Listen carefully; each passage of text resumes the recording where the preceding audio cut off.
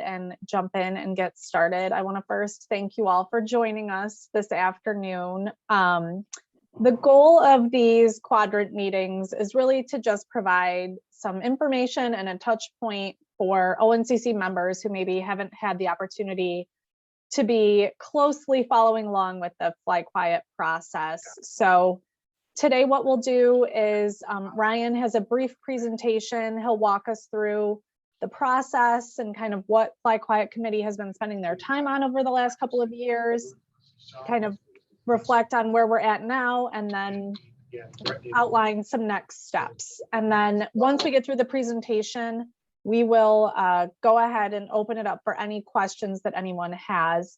The other thing I want to note is that we do have a couple of Fly Quiet Committee members joining us this afternoon. The idea was that if you all wanted to hear from someone other than me about kind of the process and what maybe some of your neighboring communities were thinking or weighing during the process, they're available to do so. And I realized I did not introduce myself. I'm Karen Robles. I am the chair of the Fly Quiet Committee, and I'm also the Village of Schaumburg's representative to the ONCC. So with that, I will hand it over to Ryan and we will jump right in. Good afternoon, everyone. Thank you, Karen. For those of you that don't know me, my name is Ryan Anderson. I'm a consultant with Landrum & Brown. I provide consulting services to the Chicago Department of Aviation and have been assisting the CDA as well as the ONCC in their noise programs for many years now. I've been working closely with the Fly Quiet Committee on development of a new Fly Quiet program.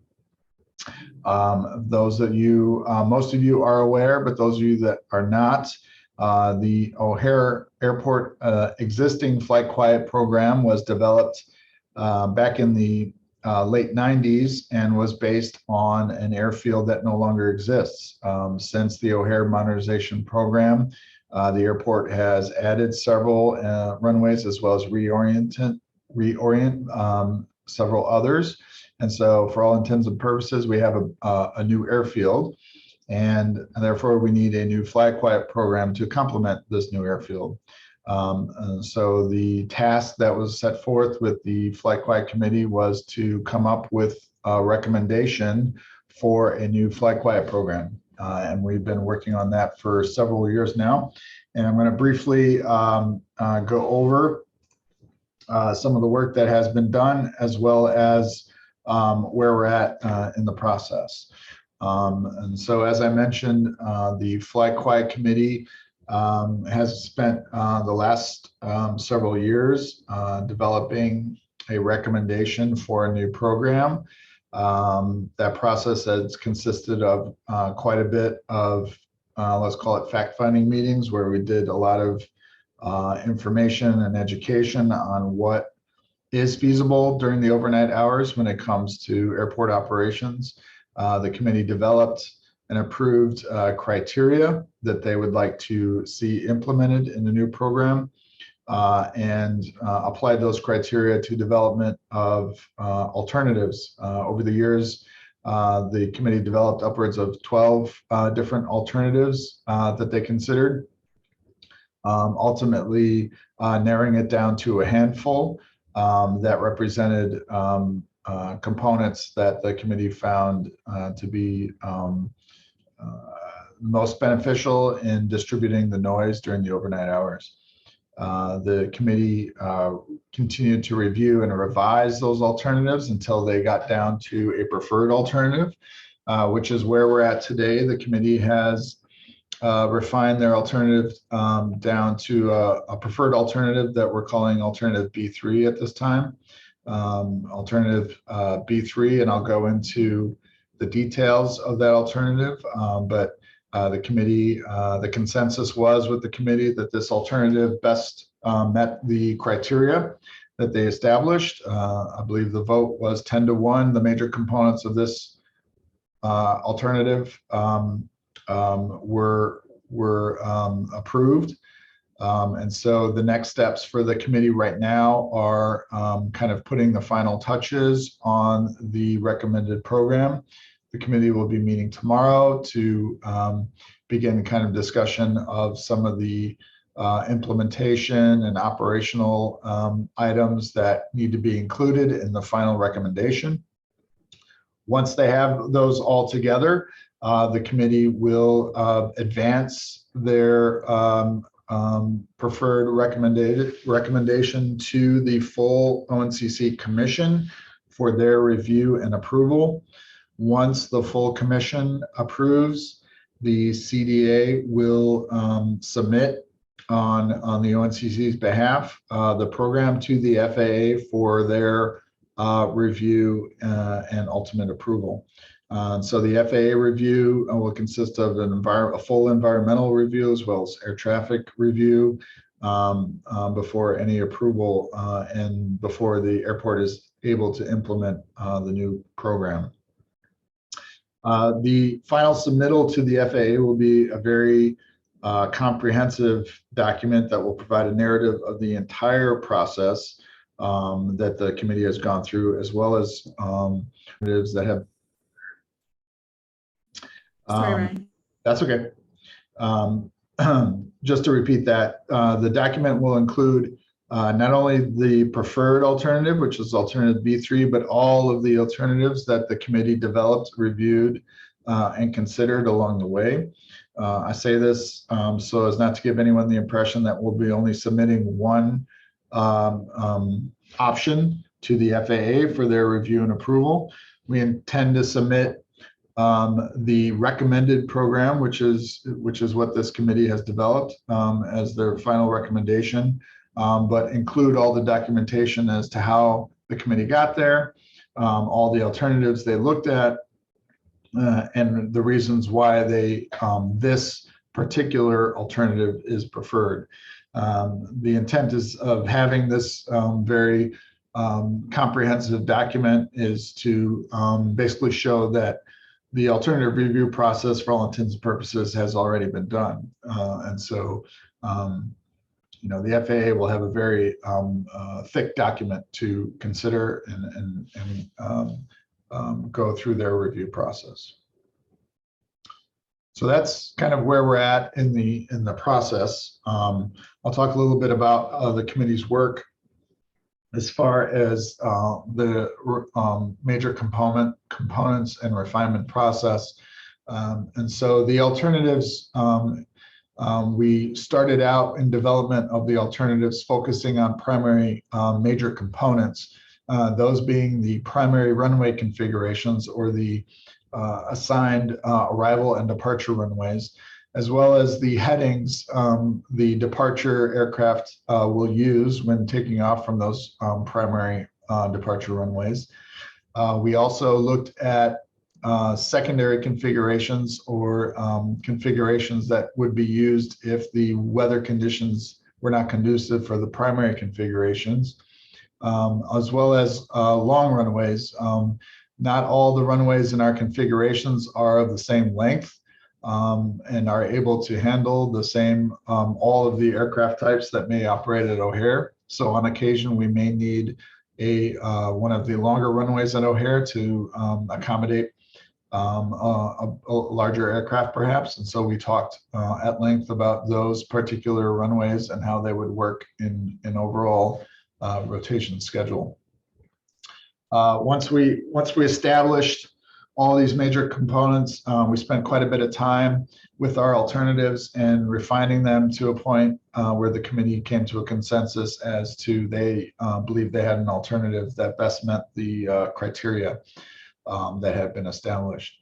And so, as I mentioned, starting tomorrow, we'll be moving on to that procedural and implementation topics, kind of putting the final touches on the program, making sure that we include everything the committee wants to be included in their recommendation. And so I'll go over now the preferred alternative, which is alternative B3. Alternative B3 consists of 6 runway configurations that are scheduled to be scheduled over a 12-week rotation period. Each configuration has an identified arrival runway and departure runway. The characteristics of this alternative that kind of made it stand out and what the committee wanted to move forward with was that not only did it create distribution of west flow runways and east flow runways, but as well as doing its best to isolate operations from a week-to-week basis on the north airfield and south airfield. So if you'll see the schedule there, the configurations over the 12-week period rotate between not only east and west, but north airfield, south airfield, and utilize the crosswind runways. Each configuration has a departure heading assigned for the departure runway, meaning the direction aircraft will be told to turn when they take off. So each runway has a specific heading that they would follow.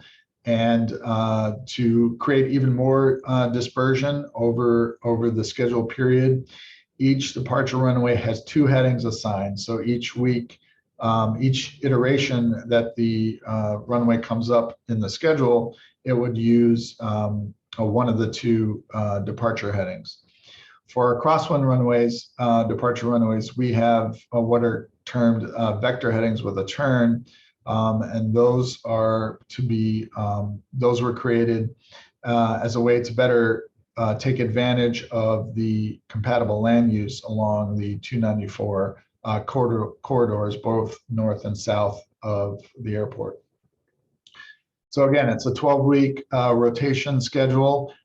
8 of the weeks utilize the east-west runways. 4 of the weeks utilize the crosswind runways. And I'll step through that schedule to give a better idea of what it looks like. And so as I mentioned, each week has a primary arrival and departure runway, and each departure runway has a vector heading or a direction assignment that the aircraft will be told to turn to once they depart. So for the first 6 weeks, we have those 6 configurations scheduled, and again, they rotate between not only west flow and east flow, but north airfield and south airfield. So you'll see in week 1, we have arrivals on 27 center and departures on 27 left with a 275 degree turn to the north. Week 2, we transition to the south airfield. So the idea here is that during week 1, south airfield communities can have some predictable relief and expect to not see much, if at all, operations on the south airfield. Then week 2, the north airfield will get that relief. And so week 2, we have arrivals on 10 center in the south airfield and departures on 10 left with a heading of 100 degrees. Week 3, we transition to our crosswind runways. And so we depart on 4 left and arrive on 4 right. The departures on 4 left will utilize that vector heading with a turn to take advantage of that compatible land use of that tri-state corridor. Week 4, we transition back to our east-west runways, and we go to south airfield with 28 right departures and 28 center arrivals, 28 right departures utilizing a 260 degree turn when departing. Week 5, arrivals on the north airfield on 9 center and departures on 9 right with a vector heading of 80 degrees. Week 6, back to the crosswind runways with arrivals on 22 right, departures on 22 left. And those departures, again, utilizing that vector heading with a turn, turning south along the tri-state corridor. On the back half of our schedule, the configurations repeat. However, the vector headings change. So it gives another level of dispersion for our program. So for week 7, we go back to that configuration Q, which was arrivals on 27 center and departures on 27 left. However, this week, the departures will utilize a 295 degree heading. Week 8, back to configuration M, south airfield arrivals on 10 center, 10 left departures with a vector heading of 115 degrees. Back to our crosswind configuration, departures on 4 left, arrivals on 4 right. Week 10, South Airfield, again, 28 right departures with now a vector heading of 245 degrees and 28 center arrivals. Week 11, configuration P with 9 center arrivals and 9 right departures. Those 9 right departures using a vector heading of 65 degrees. And week 12, back to our crosswinds, 22 right arrivals and 22 left departures, utilizing the vector heading with a turn. This next slide shows you the overall picture of the all of our departure headings, as well as arrival runways and departure runways for the scheduled period for alternative B3. As you can see, each week has a designated departure runway along with a departure heading. And again, the major characteristic here is to try and isolate operations week to week, either to the north airfield, to the south airfield, or to the crosswind runways, while also alternating between west flow and east flow. Again, the committee did a lot of revisions to not only this, but also other iterations of the alternatives to try and best match the criteria that was developed for this new program, and are moving forward with alternative B3. And it was almost unanimous that this alternative met the criteria best that was established. And so again, the plan is to put some final touches on the rest of the recommendation that will be submitted to the full commission here in the near future for review and approval before the CDA does submit that to the FAA for their review.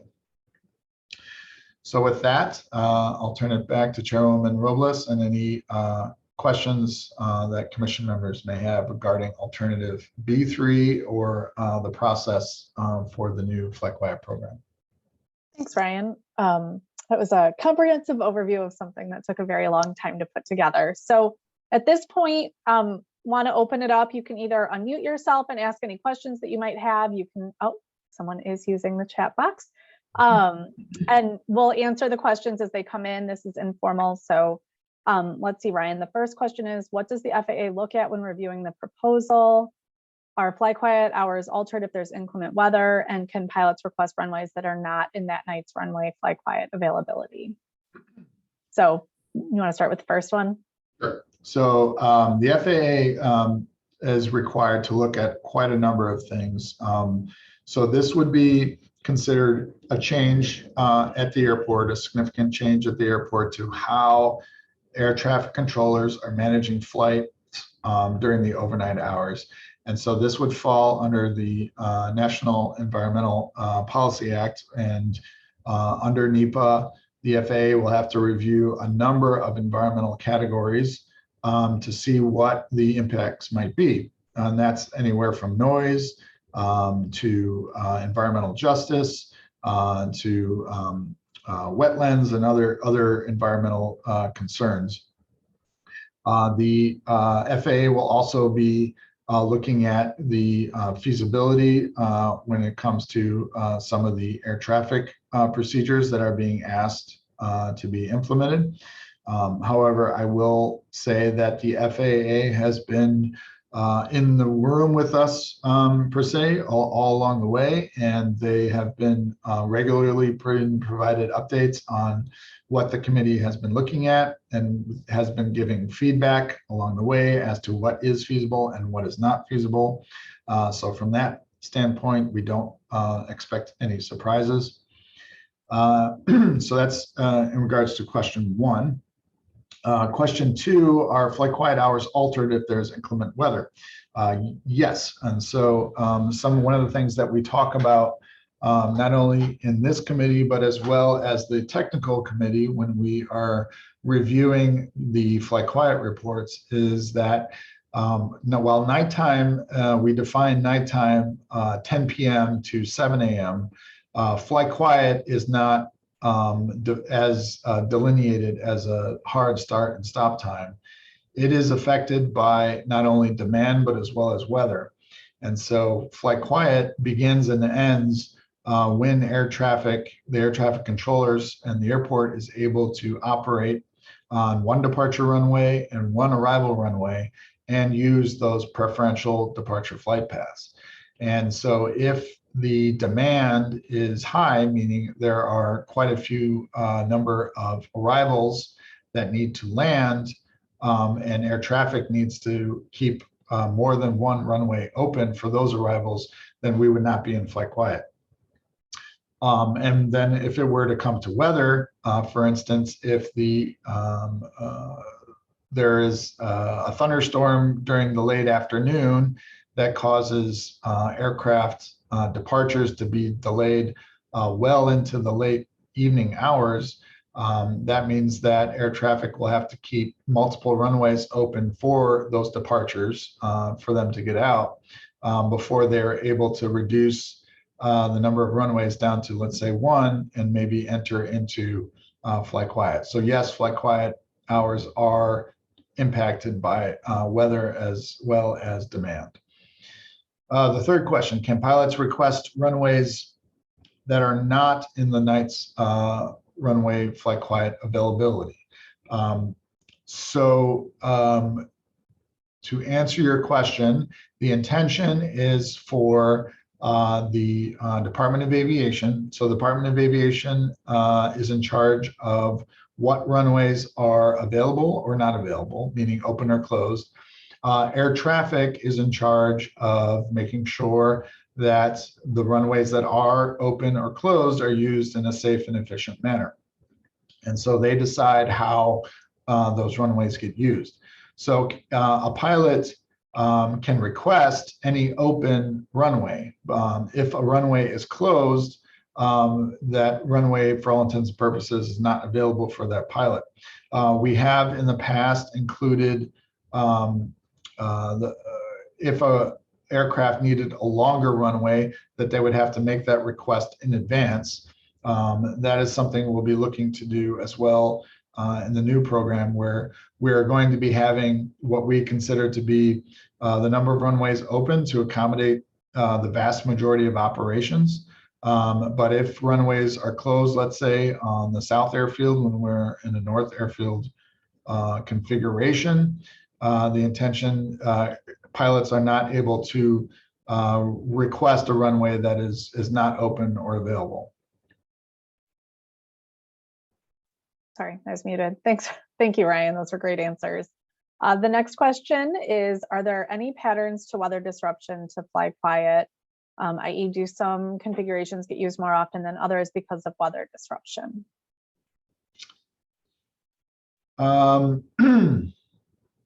What I can say to that is, so again, flight quiet is affected by weather.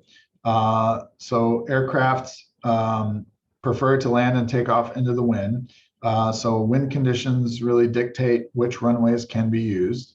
If the wind conditions do not allow for primary configurations, that's why we have those secondary configurations in there to accommodate that. The question is, do some runways get used more often than others because of weather disruption? I will say that under some circumstances, there are some runways that, especially in snow conditions, need to be made available as a primary over others. But as far as weather disrupting flight quiet runways, really wind is going to be the biggest influence as far as weather to influence those flight quiet runways. And the program has incorporated those secondary configurations to account for that. Thanks, Ryan. I think too, weather is so seasonal that I think as we monitor fly quiet, what we find is that, like Ryan mentioned, the winds change from season to season. And so, we looked at all of the test data and the interim fly quiet data, and we've put together a program that, we're never going to achieve perfection. And, but we think we've got a balanced program that should hopefully help distribute the noise. But understanding that some seasons there are going to be strong winds that come from a particular direction that influence how the runways are used. So we've tried to anticipate that and incorporate what the lessons that we learned through the tests and fly quiet, but we did find that all of the configurations that we've incorporated could be used throughout those different weather, I guess, changes. So are there any other questions for us today?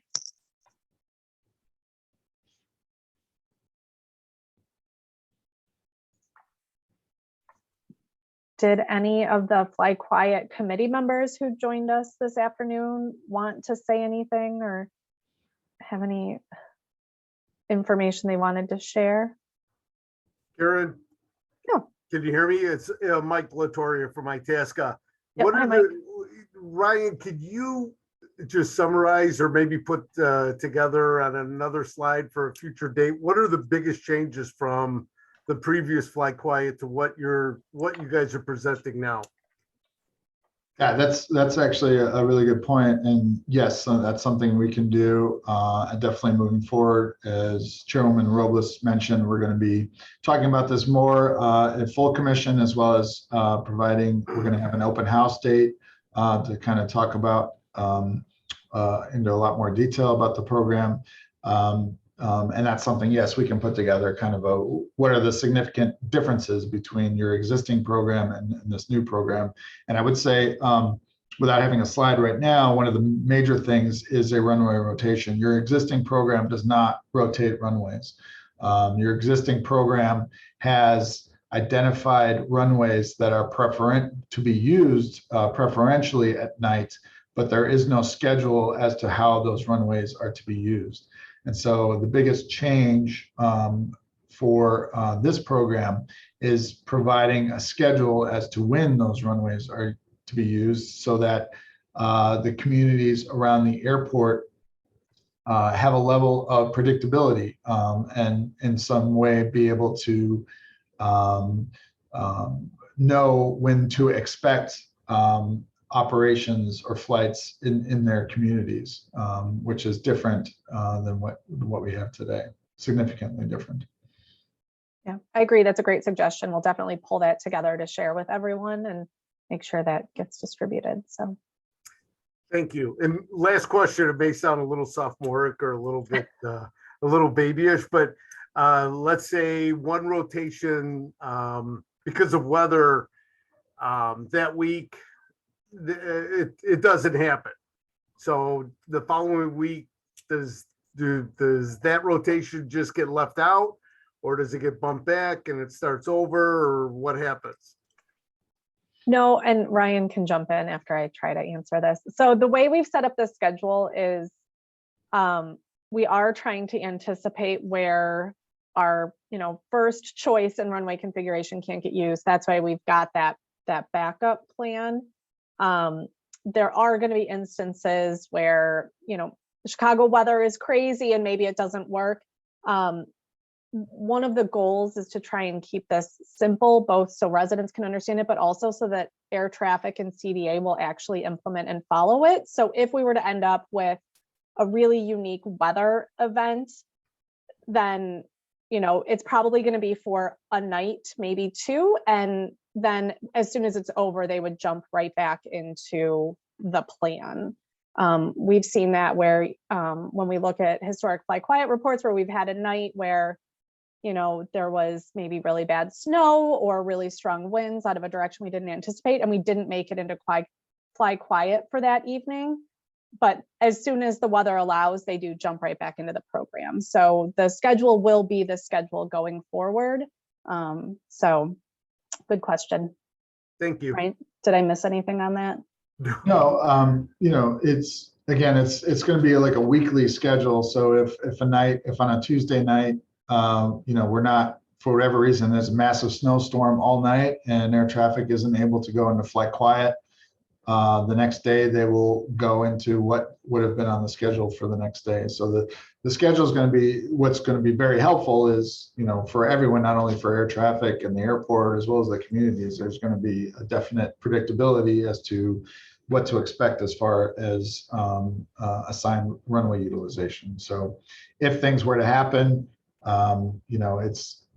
it's not like we have to start the schedule over or anything. We'll just be moving through the schedule as it's assigned. Okay. Thank you very much. Thanks for all the hard work. Yeah, thanks for joining us today. Any other questions from anyone?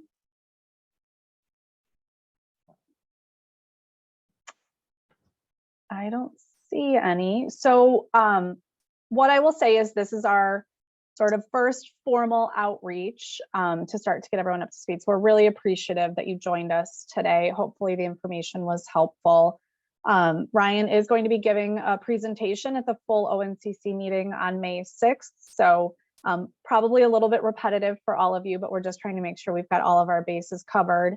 And then as the Fly Quiet Committee continues to finalize a package, we're going to continue to share that information. We anticipate having both an in-person open house as well as a virtual one via Zoom in June, where we'll share the procedural information that we're working on over the next couple of months. And then Ryan, myself, Maura, and the other Fly Quiet Committee members are certainly always available to answer any questions that you might have in regards to the Fly Quiet Committee's recommendations or our process or next steps. So please don't hesitate to reach out to any of us if you have any questions. So, and final call for questions. And if there aren't any, we'll give everyone a little bit of their afternoon back. Karen, I just want to say, sorry, I'm jumping on late. Karen's done a great job of having all Fly Quiet Committee members drop their NIMBYism at the door. And all of us, the committee's made up of the different quadrants. Bensonville is here to represent the Southwest Quadrant. We try to do that as an unbiased broker of your trust. If you have any questions offline that you want to ask me, by all means, please feel free to reach out to me. I'm here to try to represent all of you. And I think we've done a pretty good job at this. I think this is a plan that will work, but if you want to do something informal and give me a call, by all means, I'm at your service. So thank you, Karen, for setting that standard. Thanks, Evan. Yeah, and I think that's true of everyone. Everyone's done a really good job putting the hard work in and representing more than just their communities, since not everyone has a seat at the table. So, all right. Well, thank you all again for your time this afternoon, and we look forward to seeing you on May 6th. Thank you. Bye. Thanks, Karen. Thank you.